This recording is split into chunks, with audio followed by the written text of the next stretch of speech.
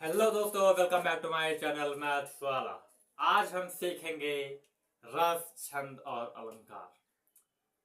हमने पिछले वीडियो में जीवन परिचयों को डिस्कस किया था। वो जो जीवन परिचय हमने बताए हैं, 4 जीवन, अगर आप उनको पढ़ लेंगे तो आपको पेपर में इससे बाहर देखने को नहीं मिलेगा। आज हम डिस्कस करेंगे रस, छंद, अलंकार। पहले हम डिस्कस करेंगे रस। रस का पहला भाग है श्रृंगार रस।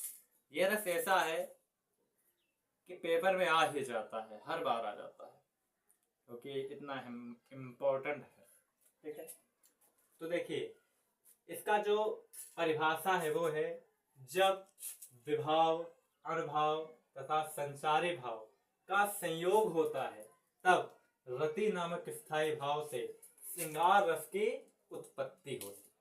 ठीक है, इसका उदाहरण है, कहत नटत रिझत खिजत मिलत खिलत लजियात, और भरे भान में करत हैं नेनन ही सो बात। आपने इस परिभाषा में देखा कि यहाँ पर अनुभाव, विभाव और संचारी भाव का जिक्र आया है।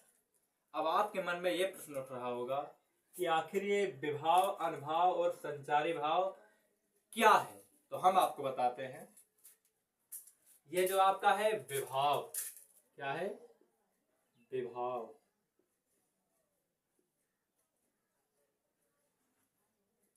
विभाव का अर्थ होता है कारण। विभाव का अर्थ क्या होता है?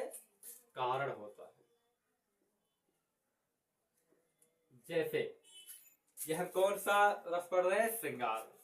अब भाई श्रृंगार रस है तो मतलब कि इसमें नायक और नायिका के बारे में ही बात कर रहे हैं, तो इसलिए श्रृंगार रस है। तो क्या कारण है? कारण ये है कि यहाँ पर प्रेम की बात हो रही है, इसीलिए इसको पढ़कर आनंद की अनुभूति हो रही है। ठीक है, आगे बढ़ते हैं। आगे अनुभाव। आगे क्या है? अनुभाव है। अनुभाव का अर्थ होता है, अनुभाव का अर्थ होता है अनुभव करना। क्या अर्थ होता है? अनुभव करना। जैसे कि अगर अनुभव करना या चेष्टा करना।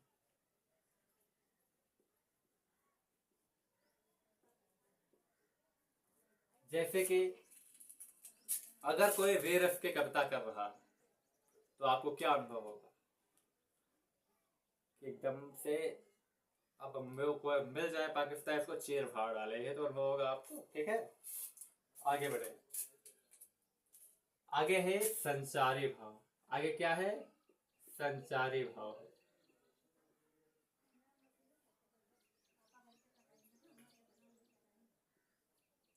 संचारी भाव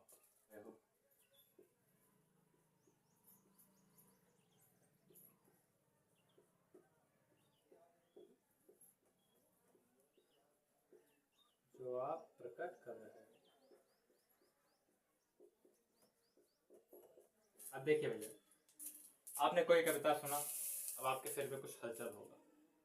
अगर आपने हास्य वाला कविता पढ़ा है तो आपको हंसने की, आपके होठ होठ हंसने की ओर करेंगे सारा। अगर आपने वीरता का सुना है तो आपके हाथ वाथ एकदम हलचल कर जाएंगे कि भाई एकदम वीरता वाला भर गया जोश। अगर आपने कोई करुण वाला सुना है तो आपके मन दुखी हो जाएगा, आप समझे आप? तो ये होता है हलचल जो आप प्रकट कर रहे हैं। आगे आता है ये जो लास्ट में है, स्थायी भाव। क्या है? स्थायी भाव है।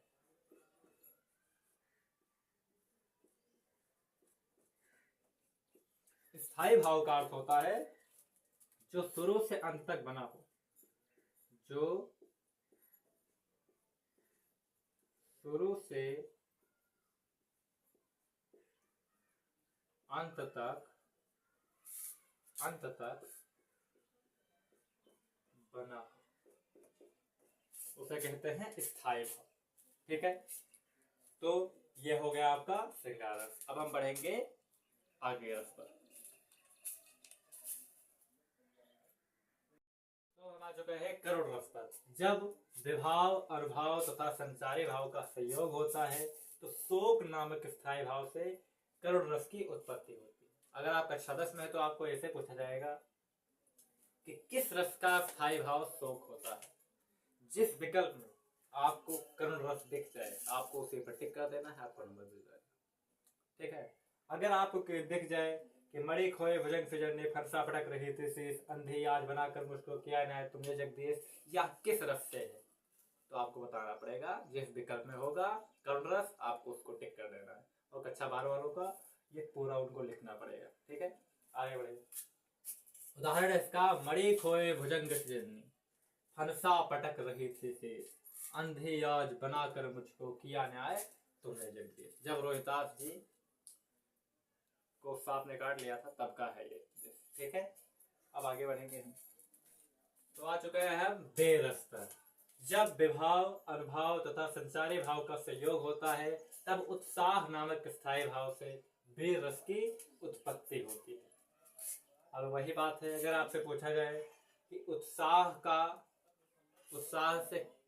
उत्साह नामक स्थायी भाव से कौन सा रस बनता है, तो आप क्या बताएंगे? बेरस। ठीक है, उदाहरण, बुंदेले हर बोलो के मुख हमने सुनी कहानी थी, खूब लड़े मर्दानी वह तो झांसी वाली रानी।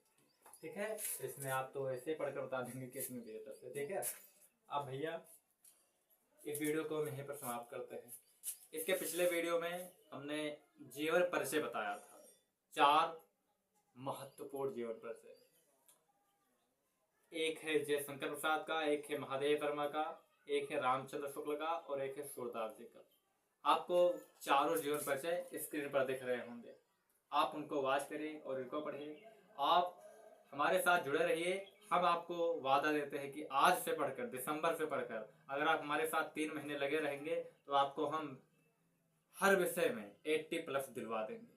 सिर्फ आप हमारे साथ जुड़े रहिए, चैनल को सब्सक्राइब करके अगर कोई वीडियो जाए तो उसको वॉच करिए। धन्यवाद।